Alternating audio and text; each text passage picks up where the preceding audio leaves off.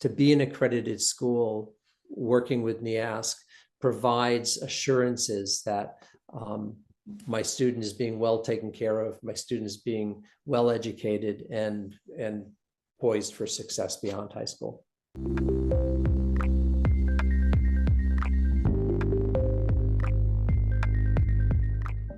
Hello and welcome to the Digital Education Dialogues podcast brought to you by the Digital School, where we unpack the evolving world of education and technology. I'm Waleed Al Ali, and with me in moderating this podcast, Professor Dede from Harvard Graduate School of Higher Education.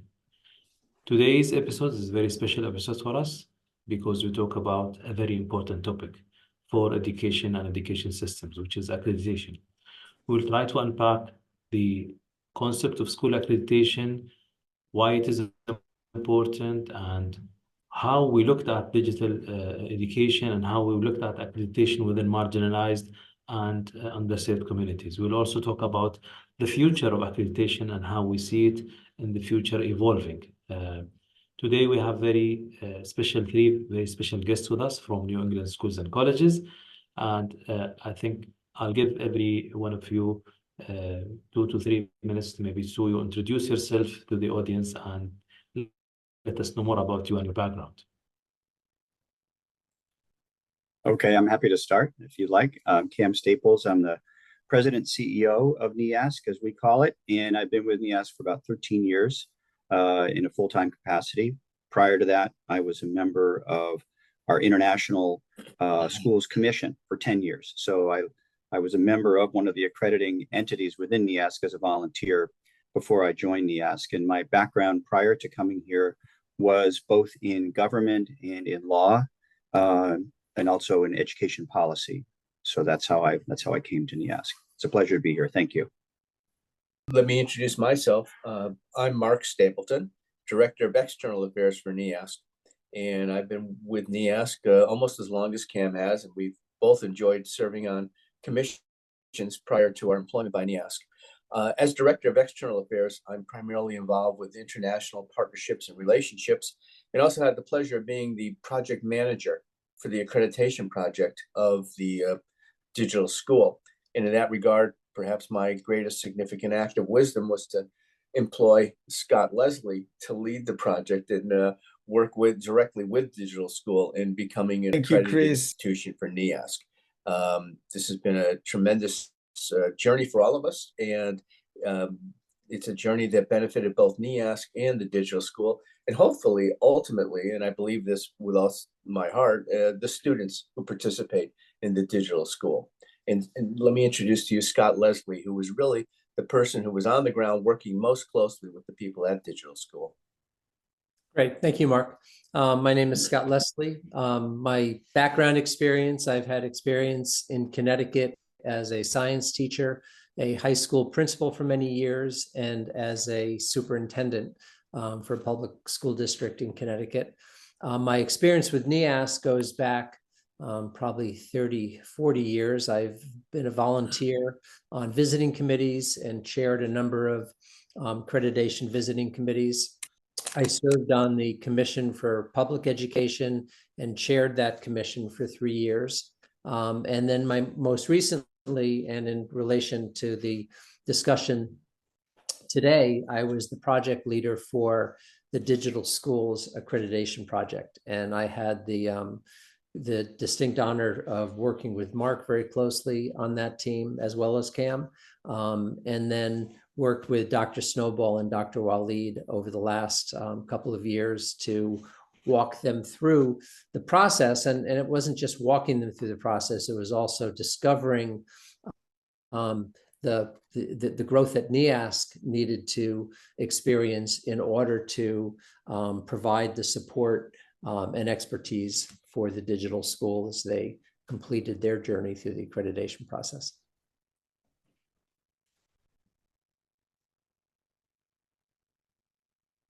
So some of our viewers may not be familiar with what's meant by accreditation as a process, and also they may not know the range that an accrediting association like yours handles in terms of different kinds of organizations. So Could you talk a little bit about what accreditation is and the different kinds of groups that NEASC works to accredit? I'm happy to start, and then certainly Mark and Scott can jump in. So we presently accredit approximately 1,600 schools around the world, and that includes public schools in the 6 New England states primarily, although we have public schools outside of New England in the United States, and independent schools in New England primarily. And again, we have some outside of the 6 New England states, and then over 400 international schools, and that's growing pretty rapidly. And that we're in about 90 different countries with our accreditation. So we started in New England, and then we began overseas about 25 years ago at the request of the U.S. State Department. They wanted us to start accrediting schools that U.S. employees overseas had their children attending. So that began our international work, and it's expanded quite rapidly beyond that. And at a very high level, I'll mention what accreditation looks like. So expert educators come together and create standards of best practice, and that is done on a regular basis within our constituency. So public school educators, independent, international, come together periodically to refresh what are best practices that they should be held accountable for, and schools that we accredit should be held accountable for. Then schools perform, once we've accepted them as an applicant, a self-evaluation. And we think this is a really critical part of the process, where they evaluate their own ability to meet, exceed, or fall short of all of those standards, create a report that is sent to us. We then send a team of peer educators. Another critical part of accreditation is that the review is conducted by fellow educators, not by inspectors, not by non-experts. These are peers who come in and evaluate whether the school's practices are actually aligned with the report they've submitted and the standards that we've established. That group of peer visitors then sends a report back to NEASC, and of course our staff reviews that, but ultimately the decision maker is another body called a commission, which is made up of volunteer educators. So it's really a peer-driven review and assessment with multiple layers, so that the commission is not the same as the visiting team. So they may have a slightly different perspective. So we have, and then that group makes a decision about accreditation, and often makes recommendations and commendations, notes what's particularly successful about a school, but also recommendations for improvement. And then there are periodic reviews and periodic visits over the course of an institution's accreditation cycle. But that's how I would describe the essence of accreditation. Yeah, and if I might add, when you, Professor Dede, when you talk about the range of organizations that we accredit, traditionally we've accredited the schools. You have to be, you were either a public school, a private school, independent school, or an international school. But, you know, Cam has talked with us, and we've met and had long discussions about our need to meet students where they are. And as you know, the traditional school is changing, and it's no longer necessarily a bricks and mortar institution. It's online, it's virtual. There are so many ways students are educated these days, and we are obsessed with quality of education. And we believe that those other areas are also deserving of ensuring that they provide quality instruction and education to children.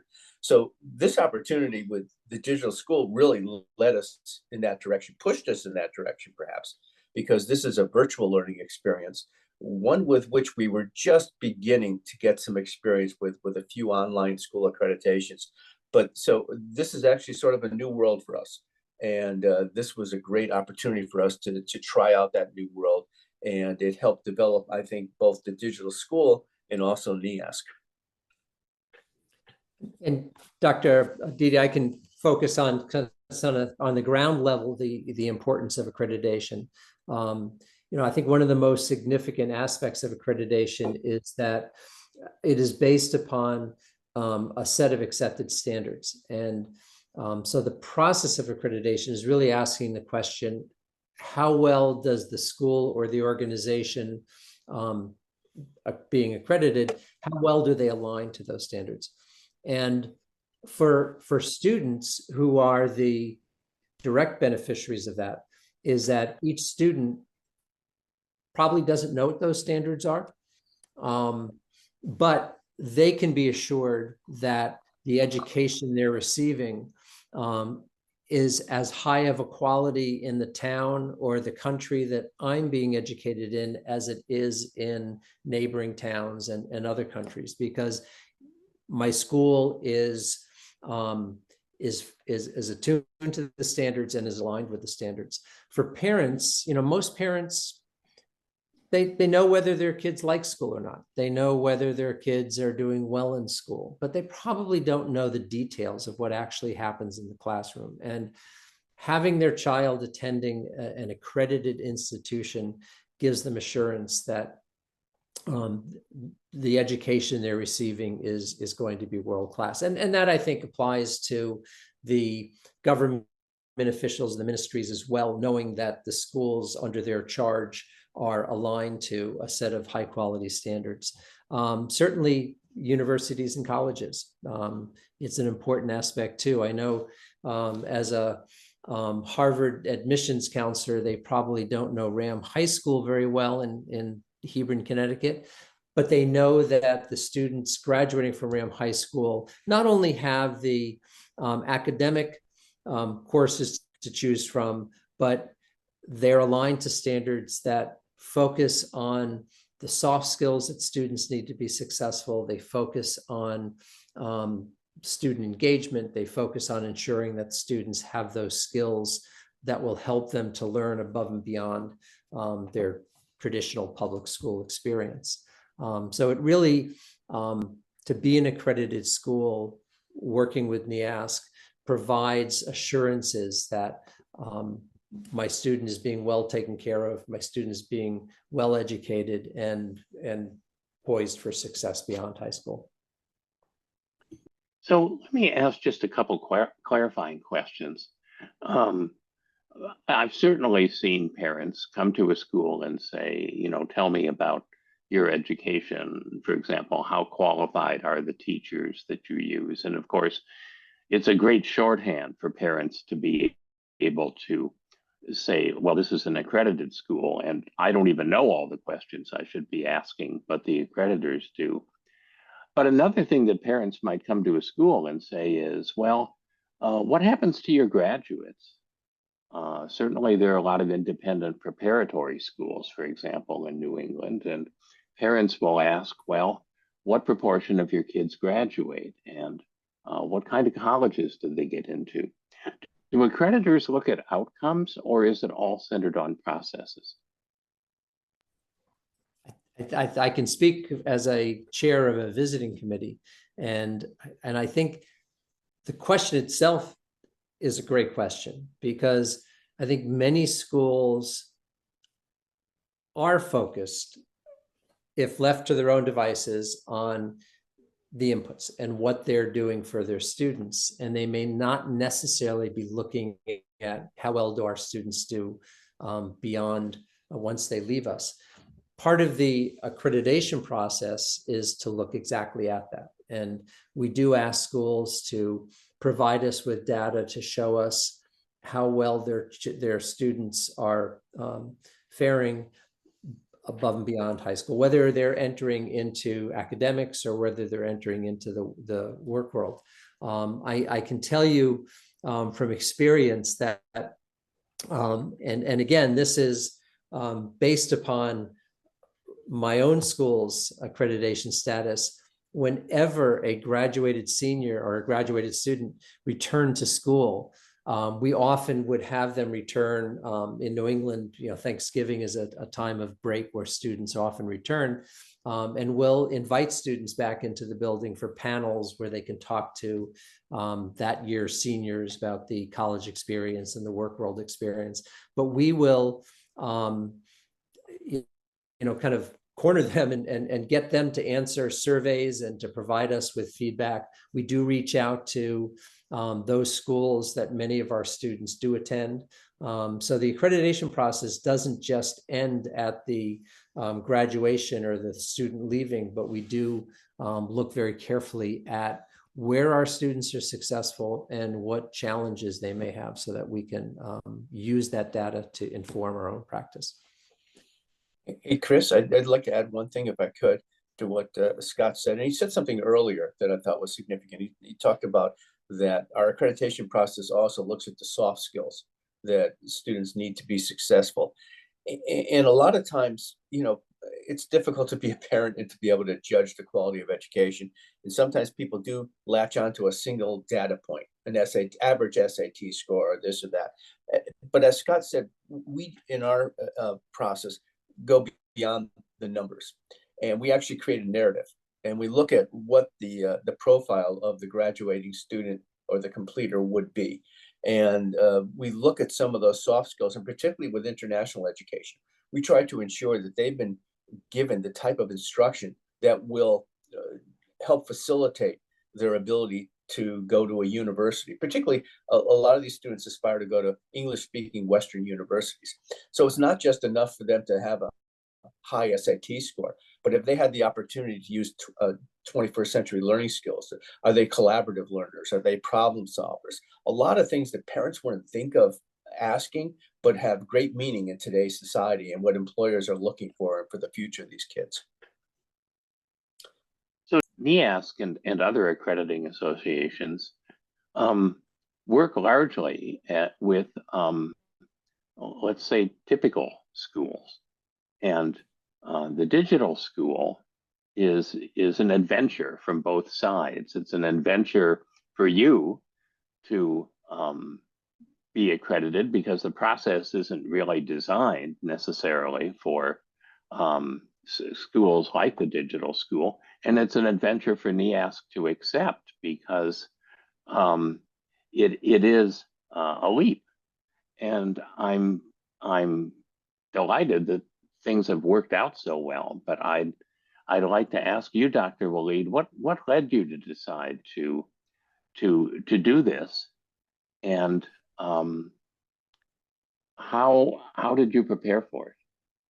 I think from day one, the digital school started, the ambitions was to have real, genuine impact and have quality education in place. And although we didn't have a reference of what digital education within marginalized communities would look like, but we knew early on that we need to back this with accreditation, a high quality accreditation, because without it, it will be difficult to add this value to the learners.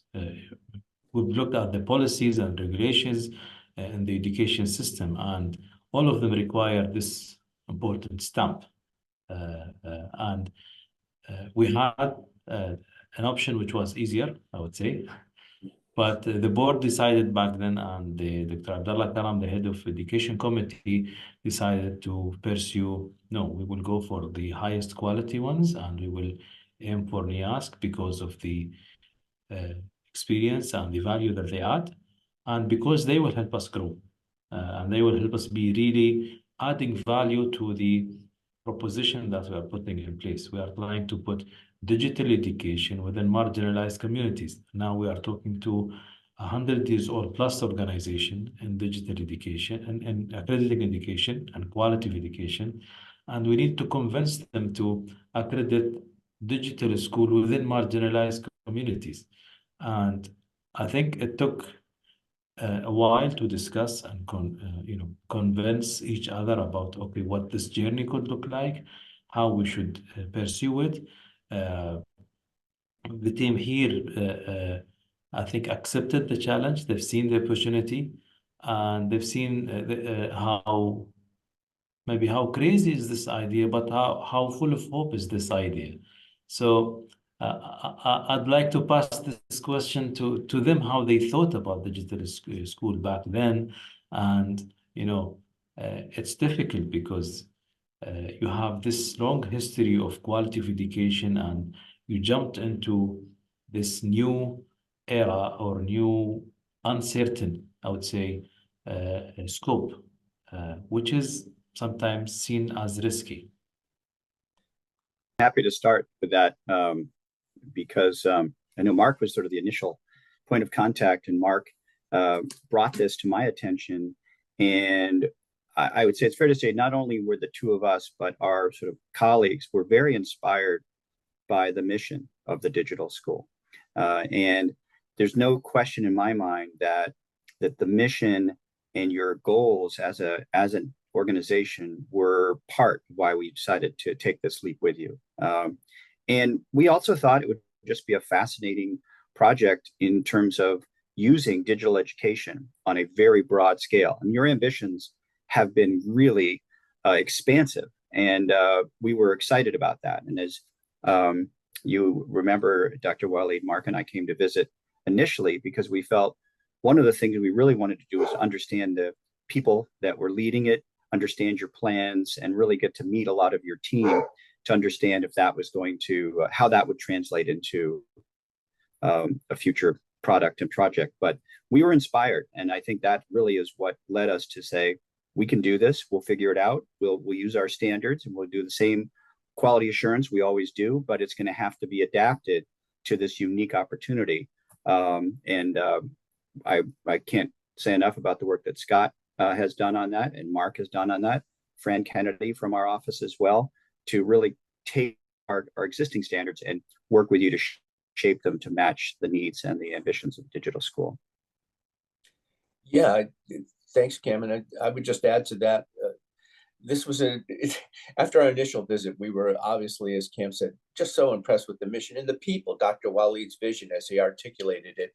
And he described the commitment of His Royal Highness, Sheikh Mohammed, in funding this project and his inspiration for serving these children. And we came back and we said, this is not a school that we normally look at. They're still developing. They haven't, had little experience. What do we do? And that's when Cam said, let's make it work. Let's find a way. So we did that. And what we did was something, again, innovative for our organization. And that was, we created a team approach.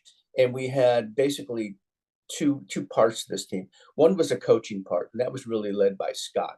And what Scott did is he coached them in their development process. And then on the other half of that, the other part was Fran Kennedy, who Cam mentioned, who's from our accreditation staff, who ran the accreditation side of the process. So what we were careful to do was to make sure that this accreditation journey was within the control of the digital school, but give them advice along the way as they developed about, what was most important, what should they begin with, what should they emphasize. And so we were really brought in on the ground floor, and I think what it did is it helped, I hope it helped and informed Dr. Waleed about priorities and where what directions to move. And it also meant that within 2 years of operation, which is really rare, and you don't see that with NEASC accredited institutions, they were able to achieve accreditation because we gave them guide rails within which to operate, and they took our advice. They did so very effectively, and they were totally committed to the process. I mean, that makes all the difference in the world. And maybe, Scott, maybe if you could just describe a little bit about how you sort of coached them through this process. I think that's an interesting story as well. Well, thank you, Mark. And, I certainly have to give credit to Fran Kennedy, the associate director, who was so knowledgeable about accreditation and standards and helping guide the process as well. I had the pleasure of working on a weekly basis with Dr. Snowball from the digital school's director of education. And she learned about, she knew a lot about accreditation, but certainly learned more about NEASC, and I certainly learned more about the digital school. And I mentioned earlier that accreditation is focused on standards. And for NEASC, what that collaborative process meant for us is that we were able to view the mission of the digital school. I was able to discuss it on a weekly basis with Dr. Snowball, and we were able to take our existing standards and modify them so that they were relevant and appropriate for an organization, but not just an organization that was so intent on providing education for those students who may not have access, or marginalized students that don't have access to education. Dr. Sobol informed us in terms of what are the key areas that they needed to improve on. What were the areas that they were hoping or aspiring to add as their program matured. And I think probably for me, the most impressive piece of this was that at no point did anyone from the digital school comment or suggest that the standards were just too heavy of a lift or were a bridge too far. We didn't modify the standards in terms of what they were asking. And, I'll go back to my earlier discussion on the value of accreditation. I think one of the things that accreditation based upon rigorous standards does is it ensures that students in neighboring communities, where you have some communities that may not have the resources that other communities do, students that may not have all of the bells and whistles that other schools have, we want to make sure that those students are still held to the same standards and that they receive the same rigorous education. And I think for the digital school, it was clear to us that not only was the mission to provide education for the students that were having difficulty or didn't have access to it at this point, but they wanted to make sure that that education was of a rigorous standard so that the students simply weren't filling their time by attending school, but that they would have the opportunity to aspire to move beyond their communities or beyond their current station in life, and that schooling was going to provide them with access to additional education and employment opportunities beyond the digital school. And I think the standards were the key to that, and ensuring that as we modified the standards for this process, that we didn't pull back on those at all, but instead made sure that they were relevant and worked for the organization, but also for the students. And as I think about the standards, the core is unchanging, because good teaching and learning is good teaching and learning. We're all human beings. We know what's needed. But there are a couple aspects in which the digital school is perhaps more like the future of education than your typical school. First, the digital, which does raise the question of what are the best digital practices as opposed to what are traditional. And then the fact that the portion of marginalized students in the digital school is higher than one might find in many schools. And so how one creates good learning environments for classes that may be predominantly marginalized is also an interesting question in terms of evolving the core. And I don't know if either Dr. Waleed or you from NEASC have any thoughts on those two dimensions that would be sort of where education is in many ways. I was talking about the importance of accreditation within context, within school. It's about schools, for parents, for policymakers. We believe accreditation is far more valuable for marginalized communities, because normally they have some sort of schooling, they have some sort of education, but it's always marked as low quality. Because it's within marginalized, then it's not quality. Because they don't have some of the resources and enablers, then it's low quality. And this for us was a big challenge, because we wanted to, for us, education is the shortest path to development, to end hunger, to make more hope. So how we can provide quality education that is accredited for marginalized communities? And this was the big question that I think the NEASC team and the organization, they've been brave with us in jumping on board into this vision and trying to make it work, digital education within marginalized communities. So this is the aspect that I wanted to put into context here. And if I could add to that, when working with marginalized communities, particularly these are very unique communities of students that we don't, frankly, at NEASC have a lot of experience with.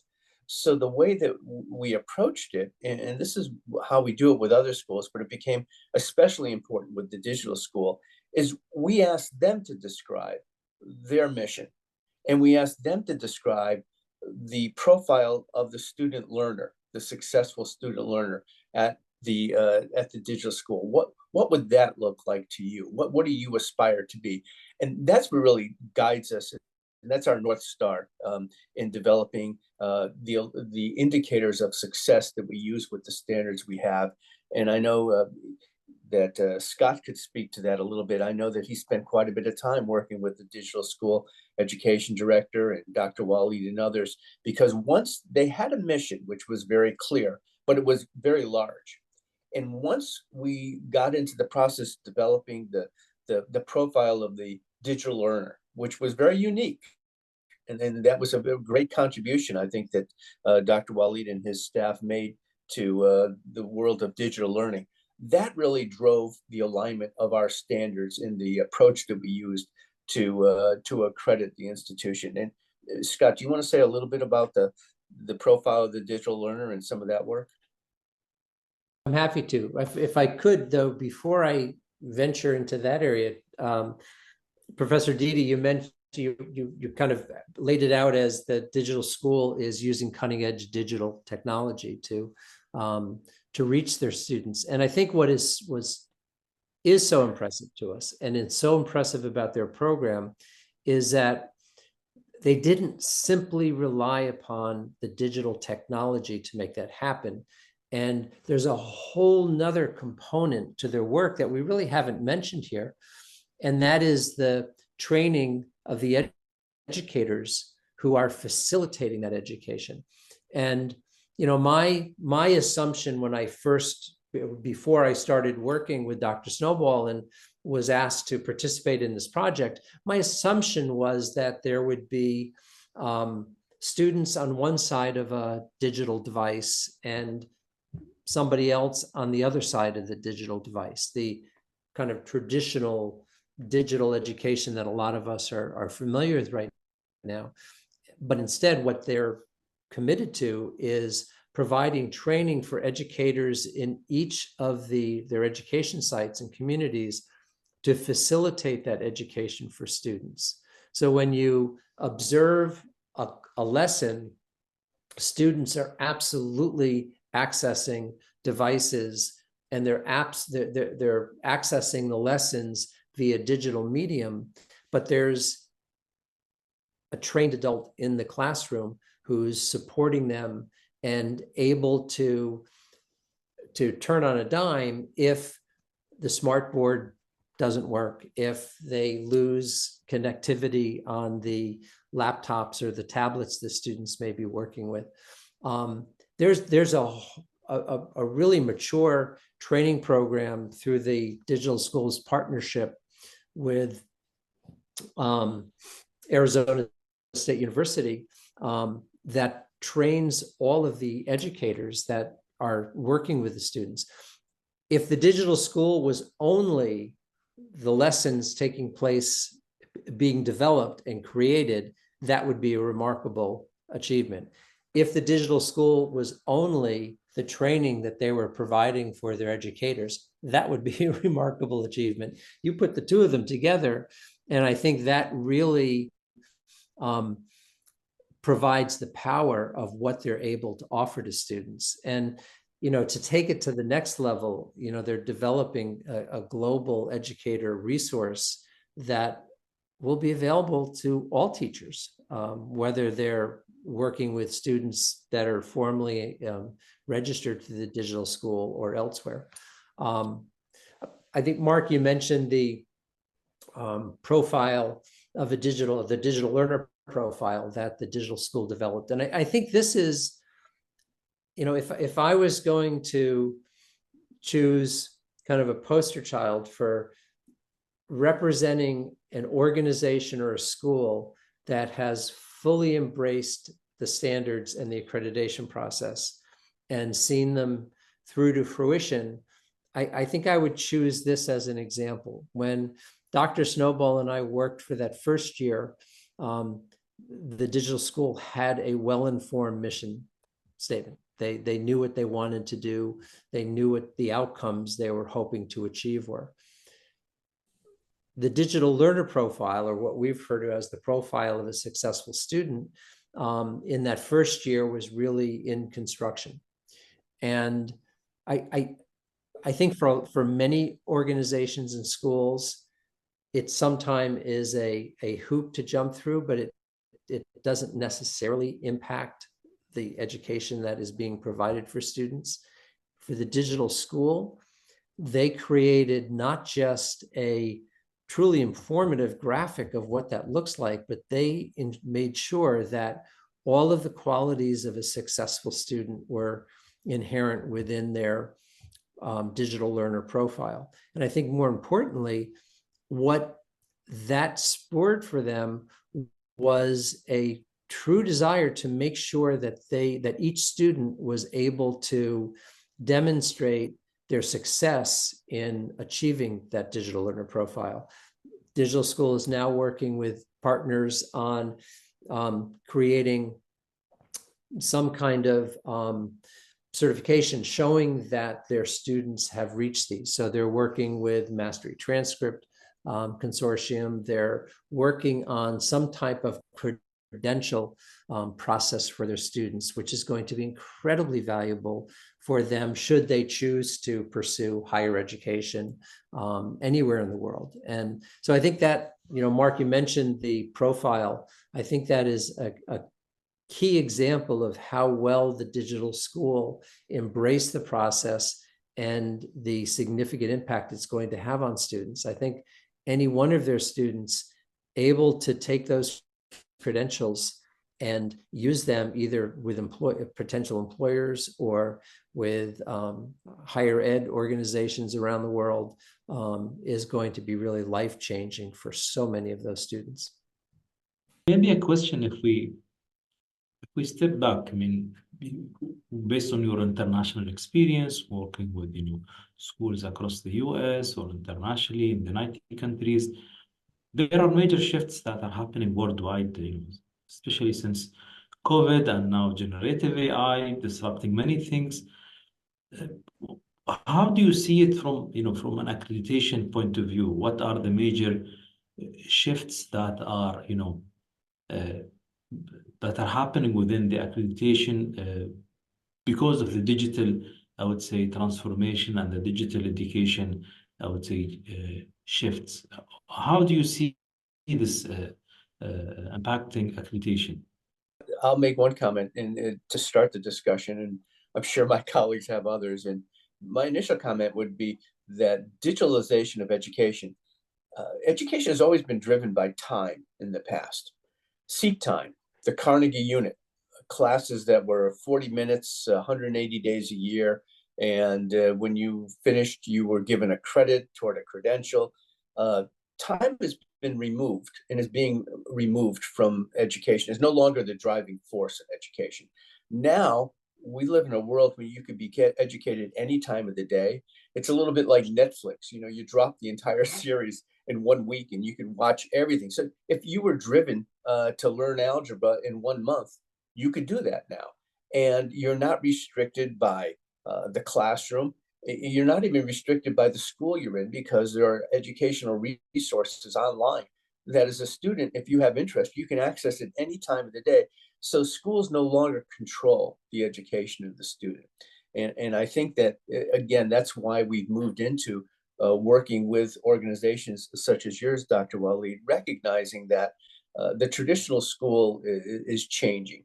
And now it seems like students can pick up pieces of their education at their choosing, at the time of their choosing, and accumulate a portfolio of accomplishment which will lead them to really their lifelong ambitions. And so that I think is one of the very significant things and contributions that digital learning has made, as well as the quality.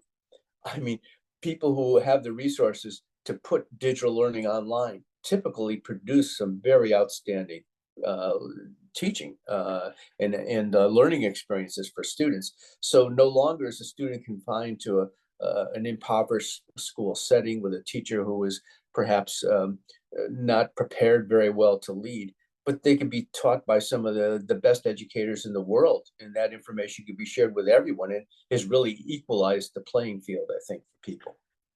And I would add to that too, there's changes slow in the education world, I think. So you see innovation, but you also see a lot of traditional practices that continue beyond a consensus emerging that they should change.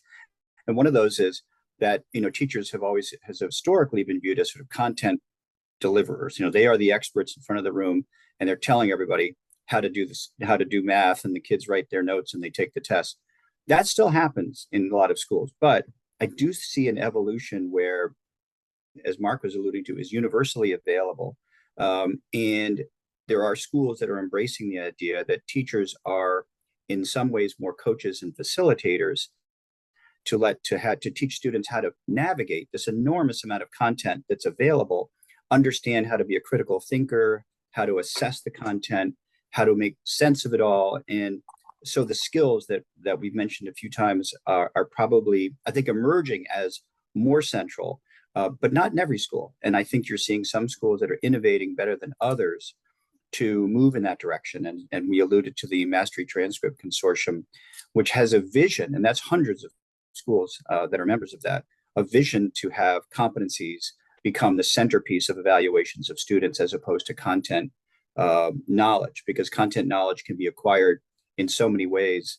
And I think that is the future, I think, of education. But I would be kidding you if I said that the majority of schools we accredit embrace that future. I think there are many that do, and there are many that are still in process. And, I think that we're very excited, just as a brief aside, working with a higher education accreditor in our region to look at alternative ways of assessment together, because higher education has been, I would say, slower than even K-12 to accommodate these evolutions. And a lot of schools are still motivated by getting their students into higher education institutions. So higher education has to become a little more forward-thinking, I think, and they will, by virtue of the types of preparations the students are having and the credentialing and that I think the future, as you alluded to, is really happening. But the systems, I think, are moving a little more slowly than perhaps the innovators would like. I think you're being very kind to higher education, actually. I think I'm trying to be kind. Been tragically slow in adapting to the changing world. And Dr. Waleed, you mentioned generative AI as one of the things beyond the post-COVID era that is really changing things. And earlier we talked about soft skills and how the human skills of being able to work well with other people, being able to negotiate, conflict resolution, critical thinking, and so on. Those are underscored even more by the fact that generative AI does well on our beloved high stakes tests. So if we focus mainly on students' test scores, we're training them to lose to AI as opposed to be, human beings that can benefit from an AI partner. So can you talk about the kinds of thinking that you're doing as you look at trying to assess some of these notoriously difficult to assess soft skills? We're entering into those discussions right now. We're collaborating with other colleagues around the world to do that. I think your question is excellent because you use the word assess. I think we all can identify what the soft skills are that we want to develop. The real problem or issue is, how do you assess success in developing those skills? How do you, and then not only do you assess it, but then you have to record it in some way so that you produce evidence that the student has developed these soft skills. That's where we're in discussions with Dr. Waleed right now. We're in discussions with our with people we're working with the Mastery Transcript Consortium within NEASC itself. And I think that is the next iteration, frankly, of our work with digital learning is coming up with a means of assessment, recording, producing evidence of mastery of the soft skills, which we completely agree with you are going to be so significant in this next generation of learners. I will mention one thing that happened within our organization, and we have across our three commissions, we have a different way of describing the vision of the graduate concept or vision of a learner, but essentially it's embedded in our accreditation process that schools should create a vision of what skills their graduates should have, not just what grade point averages they should have, what skills they have, and that we ask them to show us in our accreditation process how they've identified that vision, and then how their curriculum and their programs of study are designed to create that vision. So it is already part of our process that we expect schools to say, we want collaborative learners, we want critical thinkers. And then we say, well, then how are you creating that? How is your curriculum designed to create that? Not just what schools, colleges are they attending, and not just what grade point averages, but what are you putting in place that will give your students the ability to achieve those skills, and how are you assessing that? So that is embedded within our accreditation process, but we are spending a lot of time internally. In fact, it was a significant topic at a recent staff retreat that we clarify those expectations across our organization, because we think it's so central to having students achieve those important skills. If I could add that, that from on the school-based level, with the profile of a successful student, when we first embarked on that adventure with NEASC, most of our thinking was focused on what skills does a student need to be successful in school and in whatever higher education they choose to pursue. And so those skills were very much around problem solving and collaboration, and with kind of an academic focus. What has changed over the last, I would say, probably 5 to 10 years is that we've become much more interested in engaging with employers to ask them, what skills are you looking for? What skills are you frustrated with not necessarily seeing in the students you're either employing after high school or after college, university, and what skills are necessary to be successful in your line of work. And more, I think you're seeing schools that are developing a set of skills that is going to be just as valuable at the university level as but maybe even more importantly at what happens beyond university. And I think one of the things we found is that the profile of a successful student has different value for different types of students. So if I'm a student that is going to a highly competitive school that focuses still on test scores, then my focus is on my grade point average and my SAT scores and that sort of thing. If I'm a student who may be thinking that I'm not moving into the academic realm, but instead I may be, say, taking advantage of some of the manufacturing opportunities that more and more high schools are offering, and I'm going to be going into the work world. Ironically, for those students, the profile of a successful student may be even more relevant, and they may be spending more time focusing on those skills because they're being told and they know that if I'm going to work for Pratt & Whitney, I need to make sure that I can look my employer in the eye, that I can, present myself as professional, that I can be respectful of other views and work as part of a team.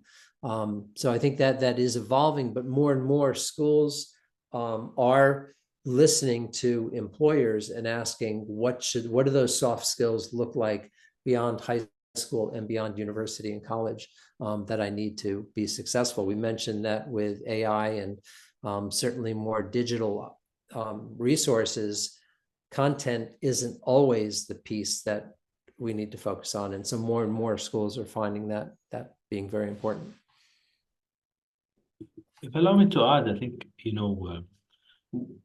we've talked about, skills, employers, and the great, I would say, that a global organization like yourself, Accreditation, is jumping into the, trying to cope with the major changes in terms of, digital transformation, generative AI. But there is a big question that is always, we cannot ignore, which is regulators and policymakers, and how we can really pull them in with us, because the pace of change with the digital transformation in higher education and general education is very, very fast. And we ourselves claiming that we are barely trying to keep with it, or if not, we are behind. What would be your thoughts and around, how we can really nudge or encourage policymakers to align and co-create like we did together? What we did together was, in terms of accreditation, we innovated, we co-created, we worked hand in hand in terms of, okay, let's develop this, let's try this. What are your thoughts on policymakers? From my experience, when we meet different policymakers, they say, yes, we know we need to cope, we know but we need to see one good lighting example, and then we will follow. Low risk, I would say, approach. Or we need to see one good example in a country or a global organization, then we will follow. So how do you see this within US or globally, within your global, I would say, radar? Very briefly, Cam, then flip it over to you. I was just going to say, you're absolutely right, Dr. Waleed, in that there is a normal, natural tension between accountability for money and innovation. Those two goals conflict with each other. And so what we need a bridge that carries us from innovation to satisfy the accountability issue. I think initially, and this goes back to one of the benefits of accreditation, I think initially NEASC provides that bridge. If one school or if one school organization decided to be very innovative in how they assess student performance, how they delivered instruction, and it was something that was very new and novel and wasn't known to the people accountable for providing the resources to the organization or to the families or to the students receiving that education. I think it would be very difficult to be successful. I think the advantage of having the NEASC accreditation is that we are willing to take the risk with you with innovation, and we are willing to assess the innovation using our traditional standards, but using new indicators of meeting those standards and aligning those standards with your operation to give the people who are responsible for funding and assigning students and regulating the schools the assurance that you are indeed accountable, that your innovation does make sense, that your innovation is valuable. Now, there's also a burden on NEASC as we continue the journey and we accredit more and more of these unique institutions, that we constantly review our standards and our indicators to make sure that they align with the purposes of accountability, which are all very valid. But I think initially, I think that NEASC is ready to make that journey with you, and that we are the bridge to bring innovation and also join it up with accountability. And then there's just a greater burden on us as well to ensure that our standards are thoroughly researched, evaluated, and that we track our own progress in accrediting such unique institutions. Cam? Yeah, I think it's a really great question. And I would say, we're not a government agency or even a government sanctioned agency directly. And yet we are sanctioned and recognized by all of our states when it comes to our accreditation. But again, it's a funny relationship because we are independent and we're autonomous, but we want to satisfy what they think they need from an accreditor, as well as being innovative. And not to get into the weeds too much, but I would say the difference between us and the higher education accreditation system is that they are heavily regulated, and they are therefore, I think, far less flexible. They are far less capable of being flexible because the federal government holds them to very specific accountability standards, and they don't do the same with us. But to Mark's point, then the burden shifts to us to sort of make sure we're clear about the value we bring. And as I said, in our states, particularly with independent schools, we are relied upon by states to be the quality assurance mechanism for independent schools. International schools, it really often varies with the governments that we interact with in various countries.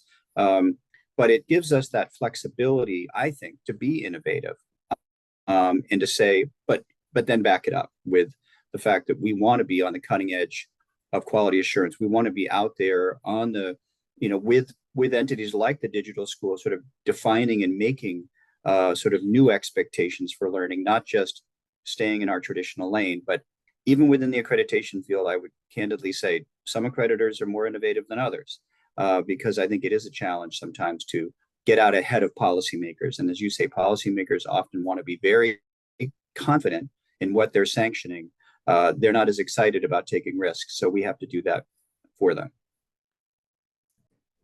I would add that I think one of the strengths of NEASC and the NEASC accreditation process is that it is really driven by the members and therefore educators.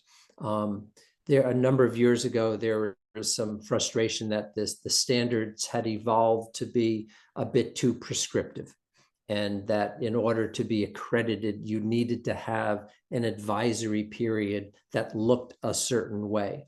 And we got some pushback from that.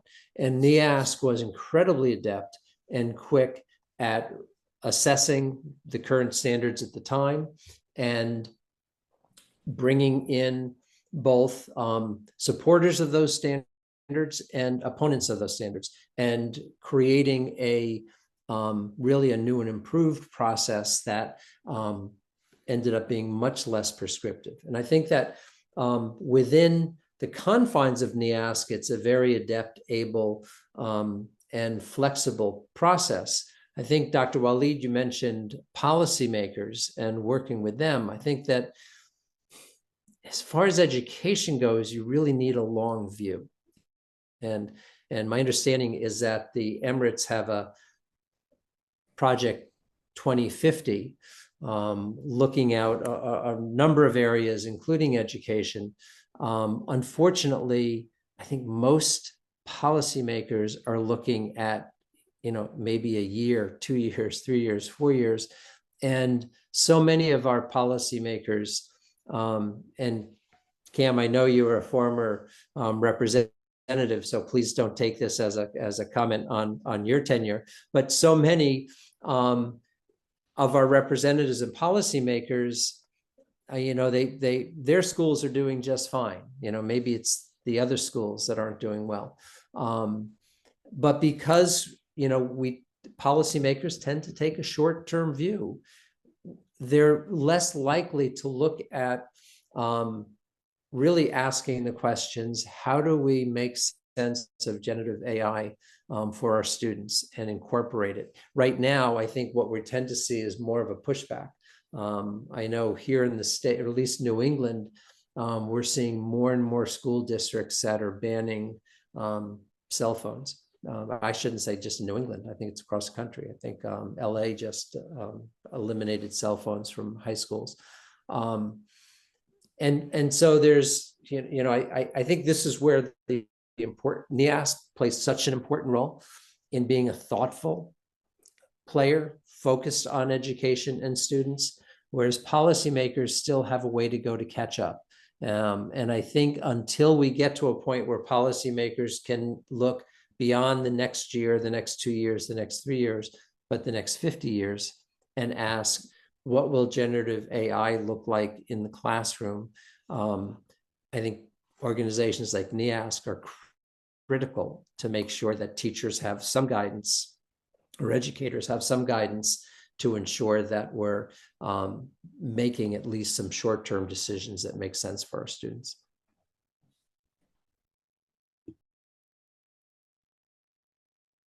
Well, I know that we're approaching time, but we began by talking about how inspiring the digital school was for not just for NEASC, but I think for everyone who comes in contact with it. And in one respect, it's easier to assess the digital school than many schools because the essence of a school is asking, what value does it add?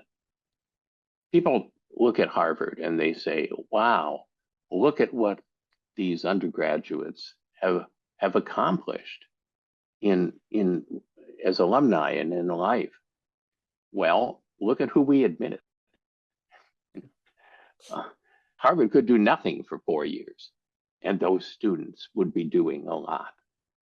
But when students come from marginalized populations rather than privileged, and the school is really their hope of being able to take the tremendous strengths that they bring and be empowered to realize those strengths, that's easier to make a case in terms of value added. And I think that the accreditation is a way of celebrating a lot of that value added for marginalized students. Well, normally we definitely I was talking to Cam, Mark, and Scott that for us accreditation was it was the new beginning, I would say, which is truly the new beginning for us because now we can really have more confidence in terms of taking the next steps, being more bold with our innovations and how we try to drive and show the impact that is happening on ground. With the fast pace that is happening around us globally in terms of technology transformation, at the same time we definitely need quality. We definitely need accountability. Policymakers need that. Innovation and quality is a big question, and I think a final question that we always ask in every episode is, in 3 to 5 years, what might we expect in education accreditation? So this will be our last question. I feel like I should jump in. I just maybe back to Chris's comments regarding AI. I do think we're already looking at how AI can change the accreditation process, not just the education process, and how much should it be a tool for us. We've done some interesting experiments of feeding reports into the system and then asking for recommendations to be generated, which is now very much a labor intensive and a personal effort of ours. And we, of course, would never abandon that. But there are ways in which utilizing AI can, I think, streamline a lot of how we spend our time and how we focus, which is probably typical of some of the innovations we've seen in technology, that it's not that people will be replaced, it's that our time can be spent on high value work. So I think what I'm interested in seeing is, can we spend even more of our time in schools, observing practices, making assessments that are really essentially human subjective assessments, and using AI to do so much more of the work that is fairly routine part of accreditation. So how can we utilize that tool to improve our game and to improve our value to schools? One project we're looking at is how we can look across all of our reports and all of our recommendations and aggregate and heighten what are the most salient recommendations and what are the most salient practices across our entire membership that we have in our systems but don't necessarily analyze at this point. So I look at AI as being, as much of a breakthrough as the internet, as so many people say, and hopefully allowing us to be even more effective and more focused on what really has an impact on student learning. So that to me would be maybe 5 years, we will be far down that path. I would suggest that NEASC doesn't exist in a bubble, and certainly AI is an example of that. That how technology is beginning to transform our work.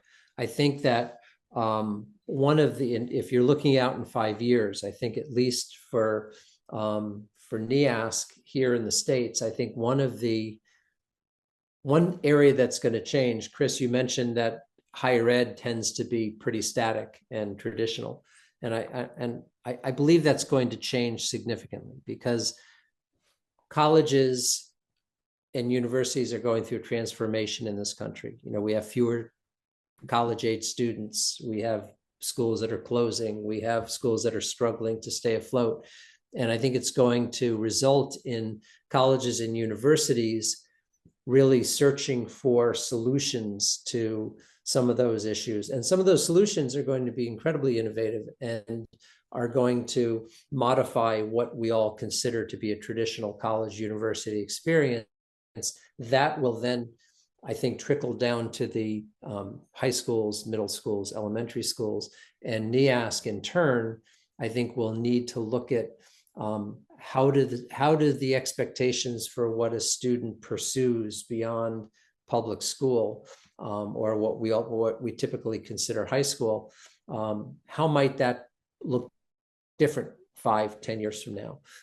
And I think there'll be a greater emphasis on an accreditation process that really is requiring schools to look at maybe a new set of skills, or using skills in different ways to be successful in a different type of higher ed experience, or again, in an employment area. And I think certainly, I know that, we mentioned Fran Kennedy, one of the associate directors for NEASC, who oversees accreditation in the New England area.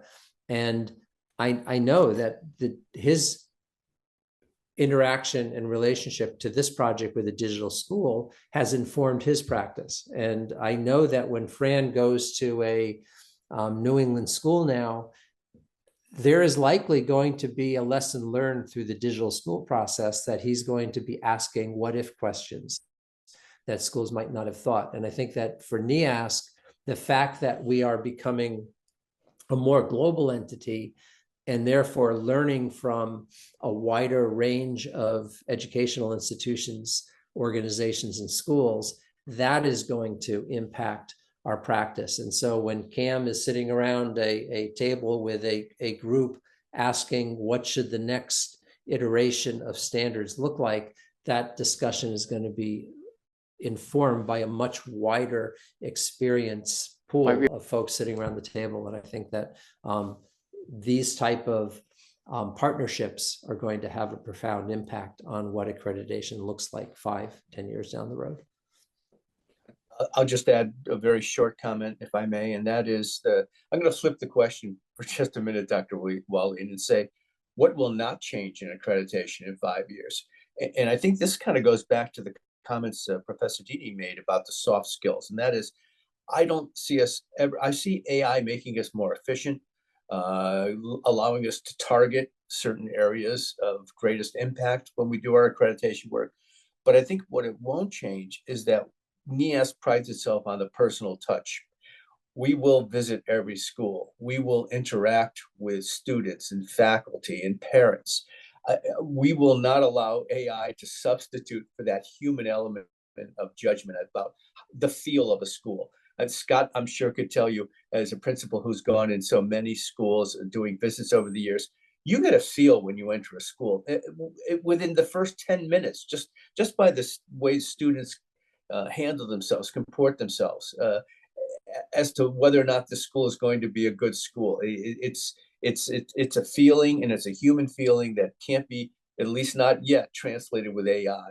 And I think that NEASC remains steadfast in its commitment to maintaining that personal touch, using AI as a tool, but not allowing it to substitute for human judgment and human interaction with the schools and the students that whose programs we're going to be accrediting. Thank you very much for the valuable insights. And I think with the education, accreditation, quality, innovation, accountability, policy, these are some of the most important words that we are looking for. And I would like to conclude with what will not change in accreditation in the coming years. So thank you very much. and looking forward for the upcoming discussions and great things that we are working on together. Thank you very much for your insights. Thank you very much for asking us. We enjoyed it. Thank you.